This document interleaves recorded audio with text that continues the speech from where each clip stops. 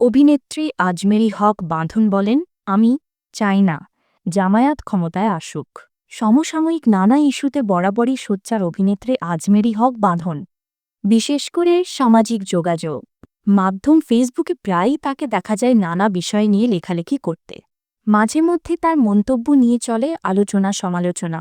কয়েক বছর আগে বলিউড নির্মাতা বিশাল ভরদ্বাজের পরিচালনায় নেটফ্লিক্সের সিনেমা খুফিয়ায় অভিনয় করেছিলেন বাঁধন।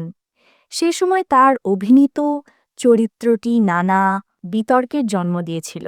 সম্প্রতি ফেসবুকে দেওয়া এক পোস্টে নির্মাতা বিশাল ভরদ্বাজের সঙ্গে তার একটি কথোপকথন প্রকাশ করেছেন।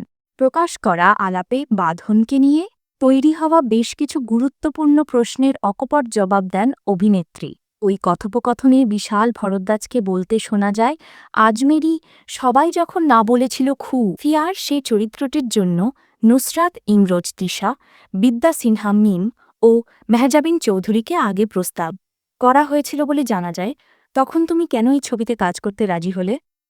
এক প্রশ্নের জবাবে আজমেরী বলেন, স্যার, টাবুকে চুমু খাওয়ার সুযোগকে মিস করবে।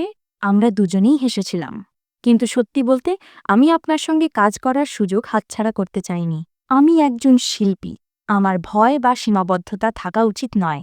আমি চরিত্রটি পছন্দ করেছি। এরপর বিশাল ভরদ্বাজ বলেন, তোমার দেশের অনেকেই রাজি হয়নি কাজটি করতে। কেউ কেউ জামাত শব্দটি মুছে ফেলতে বলেছিল, আবার কেউ কেউ চুম্বনে রাজি হয়নি।